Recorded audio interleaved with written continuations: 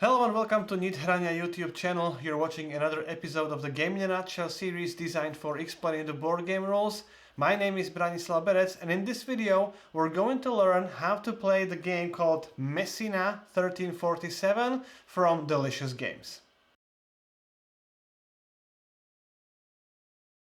To set the game up, first sort these map tiles by the letter on their backside, then take the tiles with this A side, and choose only the tiles for your current player count. So in a 3-player game we would only use these tiles. These ones are only for the 4-player game and these for the 2-player game. Then randomly choose one of these B tiles, and those are the starting tiles for the map. Shuffle them all together and create the starting map based on the player count. Then add the 4 harbor hexes, and you can use the illustrations on those hexes to help you with their correct orientation. Then take all the C tiles in the game and shuffle them, create the stack face down, and place the remaining B tile on top of that. Keep this stack nearby. Prepare the generous supply of the citizen tokens, coins, fire tokens, wood tokens and red tokens, but these plague cubes are limited by the player count. In a 2-player game, use 16 cubes, in a 3-player game, use 18, and in a 4-player game, use all 24 cubes. As we're setting up the game for 3 players, we will only use 18 cubes. All the remaining ones can be returned back to the box. By the way, these trays don't come with the game. Take this population wheel and set it to a random red symbol and set of 3 colors. Shuffle these docking tiles into a face down stack. Separate these boat tiles by the number on their back. Shuffle each stack separately and then place the stack of 2 boats on the 3 boats and then the boats with number 1 on top of them. Keep these stacks of boat tiles and docking tiles nearby. In a 2-player game only, remove all 3 boats with these precious stones from the game. Place this scoreboard nearby, and this is the side for 3 and a 4-player game. And this is the side which is only used for a 2-player game and a solo game.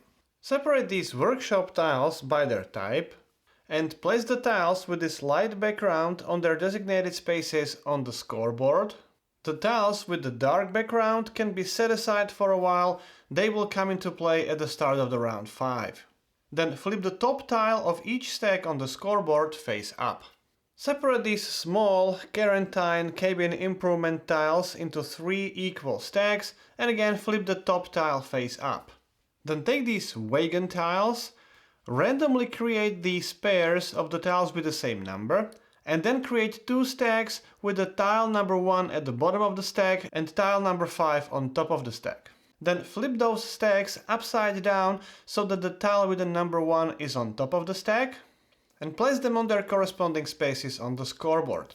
Keep in mind that in a 2-player game you will only use one of those stacks and you actually use the other side of the scoreboard, which is only intended for a 2-player game.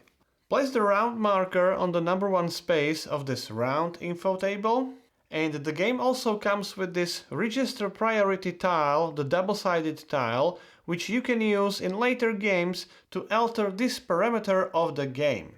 For a first game, it's recommended to use the pre-printed tile. Then each player chooses a color and takes the player board of that color, and make sure that for your first game you use it with this A side up. Then take a scroll board and place it over here, again with the A side up. The B side is only used for the advanced setup. Take 3 figures of your color and keep them near your player board. You will use them in the first round of the game. Keep the remaining 2 figures nearby. Place 3 cubes of your color in the first space of your scroll board. Place your 3 overseers on their corresponding spaces on your player board. You can keep these repopulation tiles near your player board. And now randomly determine the starting player order. And then on each of these 3 register tracks, place 1 counter of each player on the starting space of each track, but this time the first player should be at the bottom of the stack. This relative order of these counters may be important for determining the player order in the next rounds. Then the first and the third player in the player order place their counters on the 0 space of the scoring track with the third player on top of the first player.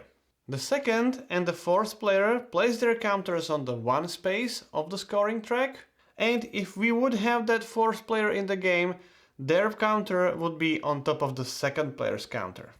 Then the third player in the player order and potentially the fourth player would receive 1 coin into their personal reserve.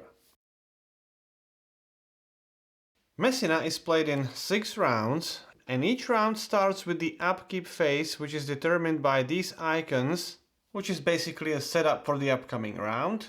And then players take turns in this turn order, starting with the first player, of course. And on your turn, you will place one of your lieutenants on one of the hexes on the map. If that hex contains any citizens, you may save those citizens and place them into your estate. If the hex contains this plague cube, you may fight that plague. And as the fourth step, you may either perform the action of the hex, or you may try to repopulate that hex with the citizens from your estate. Then is the next player's turn. Once all players have taken their turns with all their lieutenants, perform the end of round procedure. First, if you have any citizens in a quarantine and you have upgraded quarantine cabins, or if you have any workshops with your citizens, you may produce resources in those cabins or workshops. This is called the production phase. Then your citizens in a quarantine will advance to the second space, or if they are in the second space, they will move to your estate. And with that, the round is over and you can proceed to the next round. At the end of round 6, the game will be over. Players score victory points based on the position of their counters on these register tracks. Then they score these victory points for all the repopulated hexes. Those are hexes with these repopulation tiles. And finally, players lose victory points based on the number of red tokens they have collected over the course of the game. Then the player with the most points is the winner. Before starting the first round, you have to do the setup for that round, which includes adding a boat, plague cubes and citizens to the city. So let's start with the boat first. Flip the top tile of these docking tiles face up and add the topmost boat to the harbor with this symbol. You can place that boat in any empty space of this dock and place 1 plague cube on that boat. Anytime this stack of docking tiles runs out, reshuffle the discarded tiles and create the new drawing stack. Then take the population wheel, rotate it 1 space clockwise, and first of all, add these plague cubes to each hex with this red symbol. There are only 3 types of these red icons in the game. A red sort of looking to the right, the red looking to the left, and the standing red. The color behind those icons is not relevant at the moment. So here we have a red looking to the right, which means you have to add 1 plague cube to each space with the same icon, the red looking to the right. So here's another one, here's another one, and here's the last one. Now back to the population wheel. This symbol indicates that you have to add 1 non-token to each hex with the red color, 1 craftsman to each space with the orange color, and 1 aristocrat to each space with the white color. So 1 non-token to each hex with the red color, 1 craftsman to each hex with the orange color, and 1 aristocrat to each space with the white color, or each hex with the white color. With that, the setup for the first round is completed. This fire token is just a reminder for removing the plague, so let's move to the player's turn. During the player's turn phase, players take turns starting with the first player and then continuing in this turn order. And on your turn, you will take one of your lieutenants, place it on the map and take the turn with that lieutenant. At the start of the game, each player has 3 lieutenants. Later in the game, some players may have more lieutenants than other players. So if it's your turn and you don't have any more lieutenants remaining, just skip your turn. Player's turn has 4 steps. The first step of your turn is choosing a hex where you place your lieutenant. In the first round of the game, you take one of your lieutenants, which is next to your player board, and place it on any empty hex on the game board. Empty hex is a hex without any standing lieutenant. You can place your lieutenant even on the harbor or on the docks. Placing your meeple to the docks only makes sense if there is any ship available. In subsequent rounds, all your lieutenants will be laid down on these hexes, and when you choose the hex, you have to stand up one of your lieutenants, and then you have to move that lieutenant to the chosen hex. Again, you can choose any hex without a standing lieutenant. When you only move one hex with your lieutenant, that movement is for free. For each other hex you move, you have to pay 1 coin from your personal reserve to the general reserve. If the hex contains a standing lieutenant, you may not choose that hex. If you want, you may even choose your current hex. You simply stand up your lieutenant and continue with your turn on that hex. Players can freely move through hexes with standing lieutenants, they just may not end their movement on a hex with a standing lieutenant. When you gain new lieutenants during the game as a result of some of the game effects, place it next to your player board first, and only after you have moved all your lieutenants which you already have in the city, when it's your turn, you may take that new lieutenant and again place it on any hex without the standing lieutenant. As I already said, when choosing the hex, you may choose the harbor and even the docks if there is any ship available. Each harbor is 1 space away from the adjacent hex, and the docks are considered to be 1 space away from that harbor. So if the blue player would like to move to the docks, it would be 1 space for free, and for the second space the blue player would have to pay 1 coin. Docks is the only space on the map which can be visited by unlimited number of lieutenants. If you are not able or don't want to choose the hex, which may happen when all the adjacent hexes to your lieutenant are already occupied and you don't have any coins to move further than that, you may simply take that lieutenant, place it next to your player board, and as a compensation you gain 1 coin. This lieutenant wasted their turn and you can use that lieutenant only in the next round. Then in the second step, after you choose the hex, if there is any citizen on the hex, you may rescue that citizen. You will then place that citizen on your player board. However, if that hex you are rescuing that citizen from contains any plague cubes, that citizen must go to the quarantine. So place it in one of these empty cabins in the space marked with number 1. Each cabin may only have 1 citizen, even if that citizen in the second space. When you place the new citizen in the quarantine, they may not be placed in the same cabin. It would have to be the new cabin. If all of your quarantine cabins are occupied and you rescue the new citizen which should be placed into quarantine, you have to discard that citizen. If you choose a hex which doesn't contain any plague cubes, but it contains any citizens, you take those citizens, and now you may place that citizen in the corresponding segment of your player board. Aristocrats with the green color can be placed in this segment, nuns can be placed in this black segment, and craftsmen can be placed in this brown segment. Each segment contains 2 regions, and each region contains 3 spaces. You may place your new citizen into any empty space in that corresponding segment. Once you place the citizen in one space, you may never move it to any other space in that segment, so choose wisely. Again, if you rescue new citizen and all the spaces in the corresponding segment are occupied, you have to discard that citizen. Then after choosing the hex, which is the first step, and rescuing any citizens, which is the second step, in the third step, if that hex contains any plague cubes, you may fight that plague. To fight the plague, you will need the fire tokens. In the first 4 rounds, you only need 1 fire token to remove 1 plague cube. In rounds 5 and 6, you will need 2 fire tokens to remove 1 plague cube, but you will get 2 victory points immediately as a compensation. So, if you have a fire token, you may discard that token, and for each fire token you discard, you may remove 1 plague cube from your hex. By the way, that plague cube is returned back to the general supply and can be reused later in the game.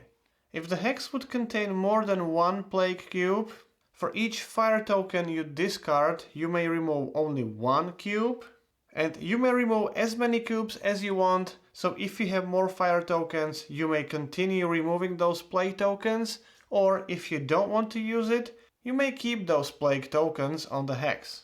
If you use this major fire token, in addition to removing the cube from your hex, you may remove 1 additional cube from any adjacent hex. As I already said, in rounds 5 and 6, in order to remove 1 cube from your hex, you have to use 2 fire tokens. In that case, the major fire token doesn't count as 2 tokens. It's still just 1 token, although it represents a major fire, so you would need 2 fire tokens to remove that cube. And again, only in rounds 5 and 6, only if you spend 2 major fire tokens to remove a cube, you may remove the additional cube from one of the adjacent hexes. Then for each cube you remove from your hex, you may move 1 space on this popularity track. If you remove more than 1 cube, for each cube you remove, you move 1 space on this track. If you reach the space with any benefits, you may gain those benefits immediately or any time later during your current turn. So here, for example, you would get a coin. Here you can move 1 space on either of these 2 tracks. With this one, you can advance one of your overseers, which I'm going to explain later in the video. On the other hand, if you decide not to fight the plague cubes, or if you take some cubes but there are still any cubes remaining, for each one you take 1 of the red tokens and place it on your player board. You will be penalized with a negative victory points at the end of the game for these red tokens. If you fight the plague on the boat is not considered to be adjacent to anything, so if you use the major fire token, you may not remove any other cube apart from the cube from the boat. After that, gain the benefit from the boat tile. In this case it would be 3 coins, in this case it would be 1 coin and 2 victory points. But if you decide not to fight the plague on the boat, as usual, you gain 1 red token, which you place on your player board, but you do remove that plague cube, and you still take that boat tile even with the benefit. Then place that boat tile next to your player board. They will be important for the endgame scoring. Then, after fighting the plague on your hex, or taking the red token instead, in the 4th step of your turn, you may perform the action on your hex, or you can repopulate that hex, which is performed instead of this hex action. But let's cover those actions first. Action spaces like this simply give you these tokens. Here you get 1 coin and 1 wood token. Here you would gain 2 wood tokens. Here you gain 1 wood token and 1 fire token.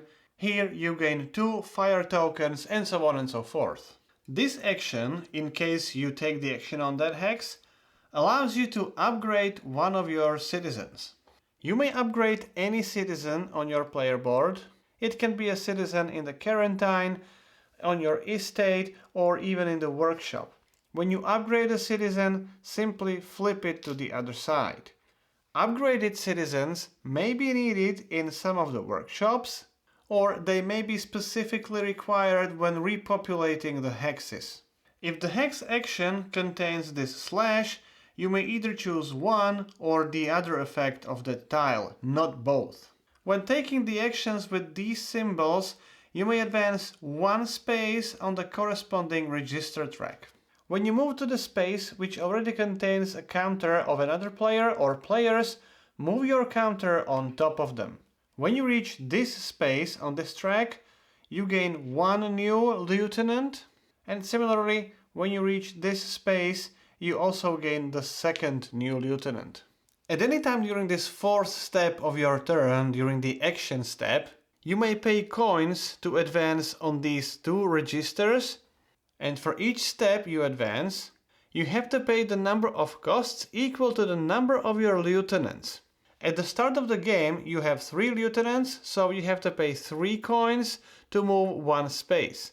When you gain 4th lieutenant, you would have to pay 4 coins to move additional space. And when you get to this space and you gain the 5th lieutenant, if you want to pay for the advancement on these tracks, you have to pay 5 coins. You would have to pay for these lieutenants even if you lose those lieutenants later in the game for the repopulation requirements. Obviously, when you take an action with these symbols, you advance on these tracks for free. These payments allow you to move additional spaces on those register tracks. You can find the explanation of all these symbols in the rulebook. When you take an action with this scroll symbol, you may move one of your markers on this scroll board 1 space up. This is again important for the endgame scoring. When you take an action with this symbol, the Overseer symbol, which you can find on these hexes but also in the harbor, you may advance the corresponding Overseer. When advancing the Overseer, you may advance it 1 space along the Overseer path. Now, what is the path? First time you move it to this space. Then with the second movement, you can either take this path or this one. And once you make a decision, you may not change that decision. The path continues this way, and from this space, the Overseer goes back. And once that Overseer reaches the last space, he will finish his journey and will stay here for the rest of the game. You may also advance your Overseer anytime you gain 1 pair of boats. So as long as you get the 2nd boat, 4th or 6th boat, you may advance one of your Overseers. Then, after you advance the Overseer, when you reach this space, as this symbology indicates, you may activate either this citizen or this citizen. Since in this example this space is empty, we may only activate this citizen and we get this action which is upgrading any citizen. With the next step, let's say we choose this path. After reaching the space, you may activate any Overseer in this region. It may be misleading that this small arrow indicates that you can only activate this one. No, you may activate any of these 3. The same applies when you reach this space. You can activate one of these 3 citizens. Then, when you reach this space, there is an arrow plus an arrow, which means you can activate 1 citizen from this region and 1 citizen from the neighboring one. The same applies for this space. Again, you can activate 1 citizen from this region and 1 from this. And with the next advancement, you reach this small space with number 3 and the lightning symbol, which means you can activate any 3 citizens anywhere in your estate. They don't have to be from the corresponding segments or from the neighboring segment. They can even be from the non-segments in this example. If you upgrade that Overseer, and when that upgraded Overseer reaches the first space, you may activate both of those spaces if they are occupied.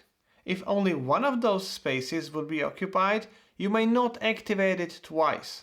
Actually, you may never activate the same citizen twice during the same Overseer action. When you reach the next space, and also in this space, you may activate any 2 citizens in this region, and when you reach this space or this one, you may activate 2 citizens from that corresponding segment, which means since this is the Craftsman's Overseer, you may activate 2 craftsmen from this region and 1 citizen from the neighboring region. And then here again you can activate any 3 citizens on your estate. When you activate those citizens and you take those actions, you may take those actions in any order you want. When you activate an action with this icon, with this symbol, you can perform the build action. With the build action you have 3 options. You can either build 1 workshop, or one of the quarantine cabin improvements, or 1 wagon.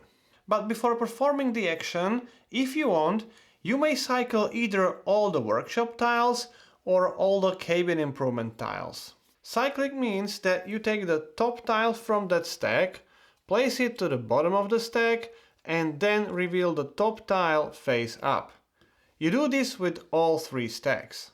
To build a quarantine cabin improvement tile, choose one of those tiles, pay the cost, here it's 1 wood token and 2 coins, and then place it in one of the empty spaces on your player board. If you have any citizens in those quarantine cabins, they will produce those items shown on the tiles at the end of the round during the production phase. Then flip the new tile from the stack face up. Building the workshop follows the same rules. First choose the tile, then pay the indicated cost, here it's 1 wood token, and place it to the right side of your player board next to these designated spaces. It shows 6 spaces for your workshops, but you can have more than 6 of them, just keep them somewhere nearby. At any time on your turn, if you have the citizen of the corresponding type on your estate, you may move that citizen to the workshop. Again, those citizens will produce the indicated items at the end of the round during the production phase. You may only move those citizens from your estate. You may never use the citizens from the quarantine. Once you place those citizens in these workshops, they may never move back to your estate. If the workshop requires only the upgraded citizen, you may still move your non-upgraded citizen to the workshop, but they will not produce anything at the end of the round. You will have to upgrade such citizens before they can produce something in that workshop. In rounds 5 and 6, you will only be able to build these workshops with a darker background and with this lightning symbol. That indicates that when you activate that workshop with one of your citizens, you will gain the benefit of the workshop immediately, but only one time. Unlike these workshops that produce these items at the end of each round, this workshop will not produce anything at the end of the round in the production phase. It's just a one-time benefit, but more powerful benefit. At the end of the build action, flip the new tile from the stack face up. The third option is to build the wagon. Again, to build the wagon, pay the cost indicated on the tile, here it's 1 coin and 2 wood tokens, and if there's any victory point icon shown on the tile with a red background, here it's 6 victory points, score those victory points immediately. In general, anytime you see the victory points with the red background, you score them immediately. Victory points with the yellow background are scored at the end of the game. So, after paying the cost, take the tile and place it next to your player board. You will need it for repopulating Messina. Now, instead of performing the action on the hex, you may decide to repopulate that hex. You may only do that if the hex is not repopulated already, like here. This is the tile which indicates that the hex was already repopulated. To do that, first you have to pay the cost indicated at the top of the tile. Here it's 2 coins.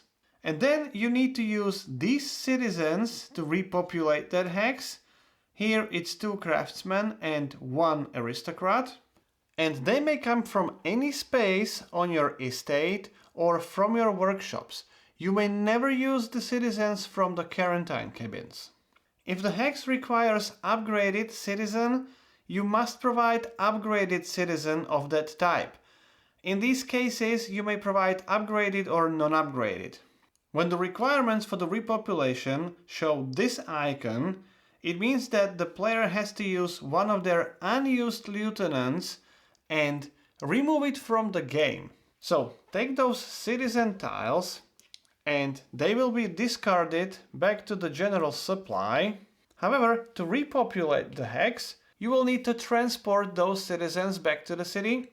So for each repopulate action, you need to flip one of your wagons face down, which means each wagon can be only used once per round.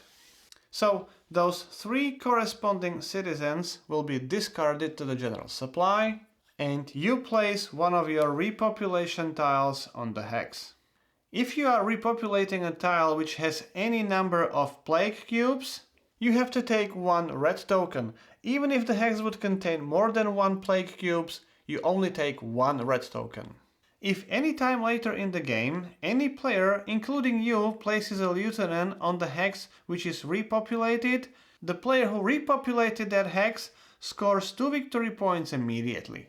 On the other hand, if a plague cube is placed on the hex which is repopulated, for each such cube placed, the player who repopulated that hex will get one red token. Once all players have taken their turns with all their lieutenants, proceed to the end of round. First, the quarantine cabins and workshops will produce. If you have an upgraded cabin and you have a citizen in that cabin, that citizen will produce items shown on that tile. If you have an upgraded cabin but there's no citizen there, or you have a citizen which is not in the upgraded cabin, they will not produce anything.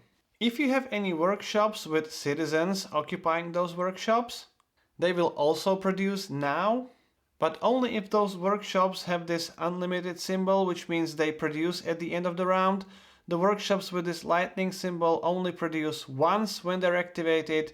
They don't produce anything at the end of the round. If the workshop tile shows symbols for both non-upgraded and upgraded citizen, if you only have the non-upgraded citizen there, you only produce the item which is at the top of this bonus segment, so here it's just one fire token. If you have an upgraded citizen, you produce both items from that tile, which means here it would be 2 fire tokens. In addition, the upgraded citizen produces 1 victory point. If you have a workshop which requires upgraded citizen and you only have the non-upgraded citizen there, that workshop doesn't produce anything. Then advance the citizens in your quarantine. If you have a citizen in the space number 1, move it to the space number 2. Citizens from the space number 2 are moved to your estate. So here, for example, I would be able to place both of these citizens to empty spaces on my estate.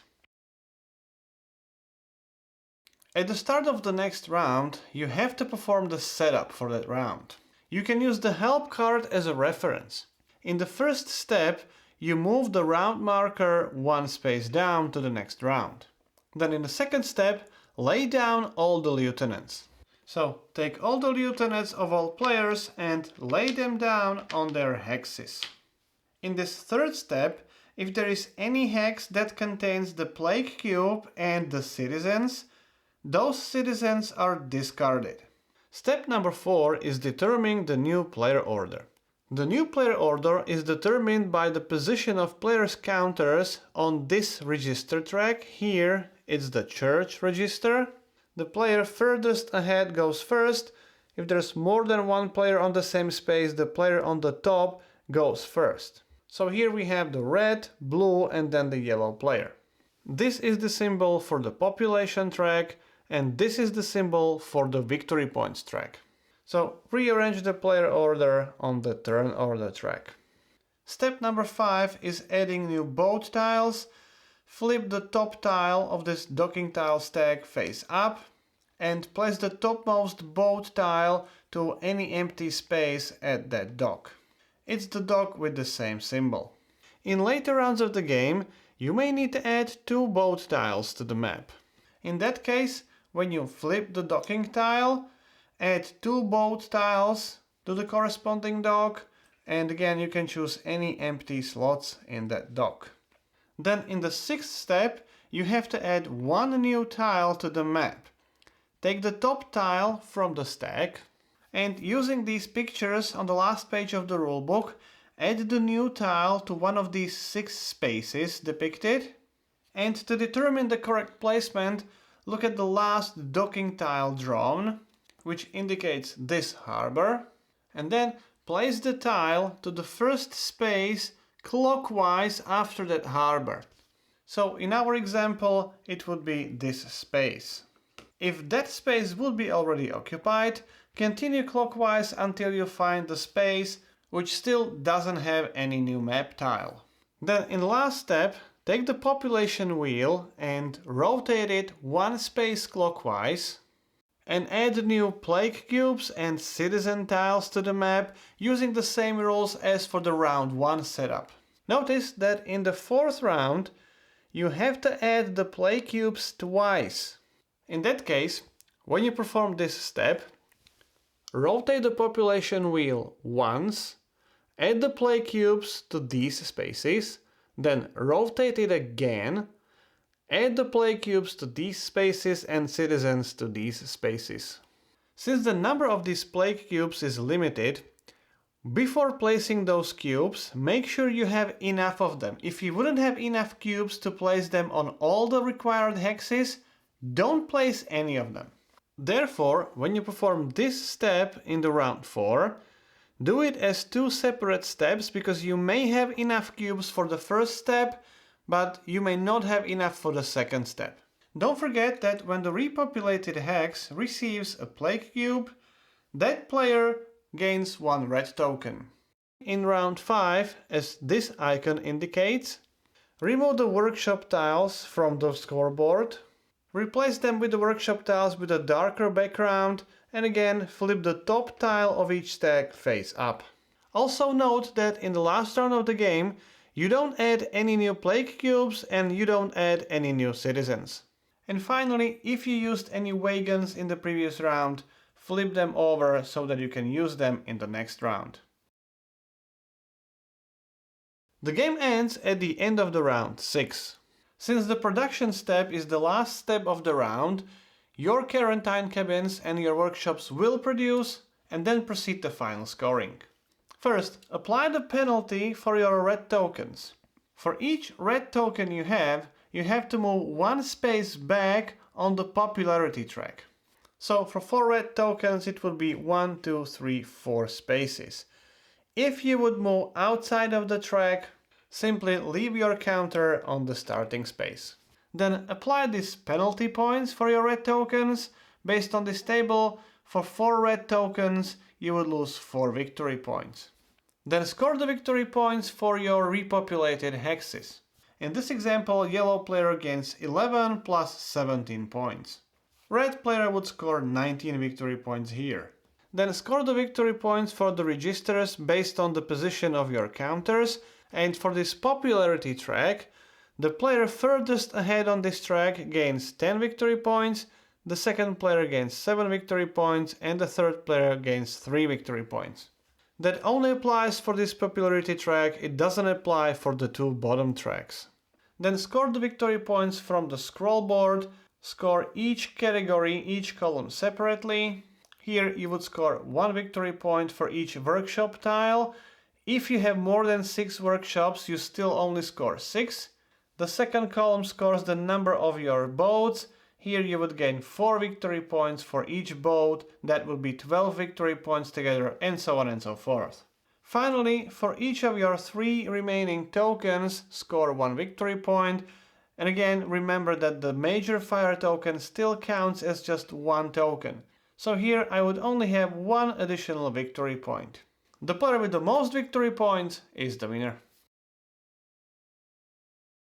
If you want to play the advanced variant of the game, randomly distribute the player boards to each player, and make sure you use this B side of those player boards.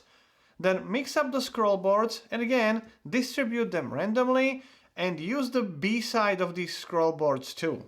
Each B side of the player board and B side of the scroll board is unique. Each sector on this B side of the player board contains 1 space with this flash icon, which offers a very generous reward which can only be taken once per game. If you activate a citizen in such space, mark it with this tile from the solo game to indicate that the reward has been already taken and you are not able to take it again.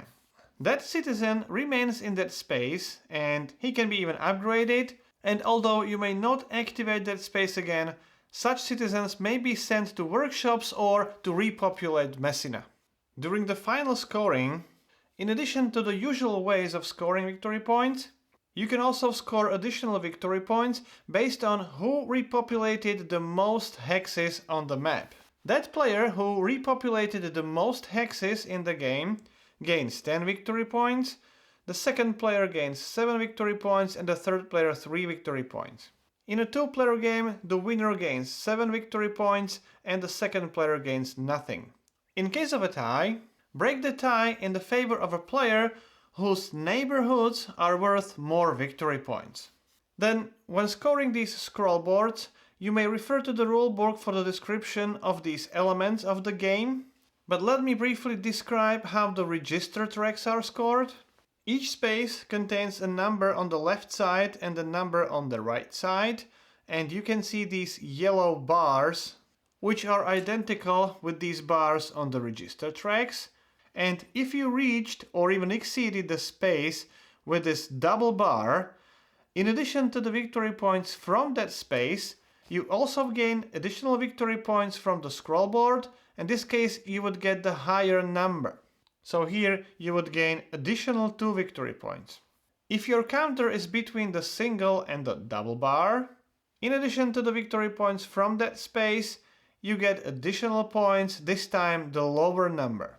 However, if your counter has not even reached the space with the single bar, you gain no additional victory points from the scroll board. And finally, this section of the scroll board awards victory points, additional victory points for the advancement of your overseers.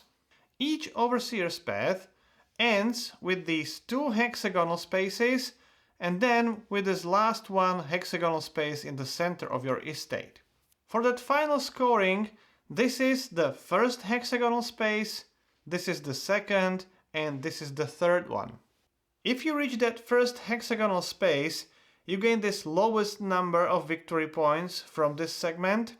If you reach the second space, you would get the second number. Here it would be 3 victory points. And if you reach the center space, you would gain 4 victory points. Since this icon shows 2 hexagonal spaces here, you may choose 2 of your overseers who have advanced the farthest on their paths and score those bonus points for both of them. Here we have an overseer on the second hexagonal space and this one on the third space. That means you would score additional 3 victory points and 4 victory points. I would like to thank everyone who has ever supported the channel and especially the current supporters listed on this page.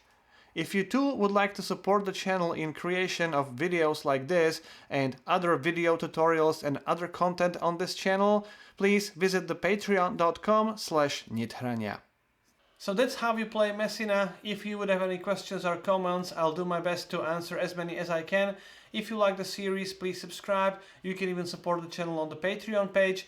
My name is Branislav Berec, you've been watching Game in a Nutshell, and hope to see you next time.